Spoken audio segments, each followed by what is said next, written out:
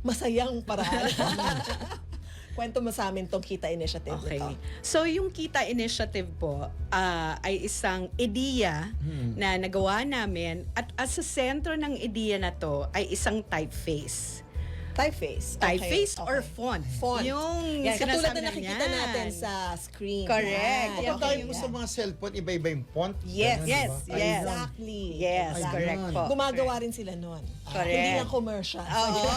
Sila So, rin pala, dahil isa po kaming meron po kaming mga creatives na katulad ko. So yung mga idea po namin, syempre kailangan creative yung pinanggagalingan, yung mga ideas namin. So isa po siyang gumawa kami ng isang typeface and ikakwento ko pa po ng more maya-maya. But ito po ay ginawa namin para sa mga women entrepreneurs, sa mga negosyanteng babae.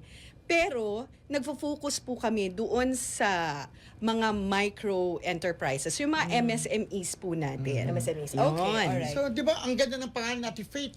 Ano po ba yung naging inspiration? Yung nung nagawa namin ito. In fact, 2 years po namin siyang ginawa. Okay. So, pero ang pinaka simula po ng aming kumbaga parang that aha moment is nung na-realize po namin base sa data na over 66% ng MSMEs sa Pilipinas ay pag-aari ng mga babae. Babae, yes. Oo. At alam naman po natin na 90% ng negosyo sa Pilipinas ay MSMEs. So imagine po na napakarami nila. Pero nung na-realize namin to, parang sabi na, pero parang bakit hindi natin masyadong nakikita, hindi natin masyadong nararamdaman yung presence nila. Especially nung nag-search kami. Alam mo yung pagka meron kang hinahanap, Google ka, di ba? So nag-search kami. At nung naghanap kami ng entrepreneurs, mga negosyante sa Pilipinas, karamihan ng mga lumabas, mga lalaki. So sabi namin, asan tong mga kababaihan na to?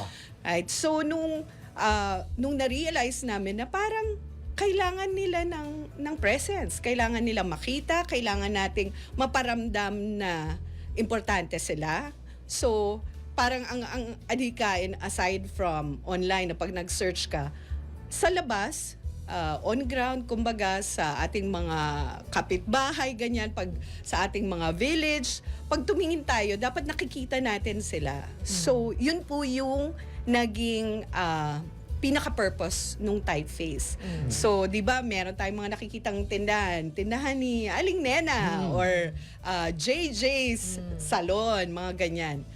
Ang simple po namin gustong gawin is yung mga signage na to, yung mga store signage, gamitin yung typeface or yung font at makita natin kaagad na babae ang may-ari nito.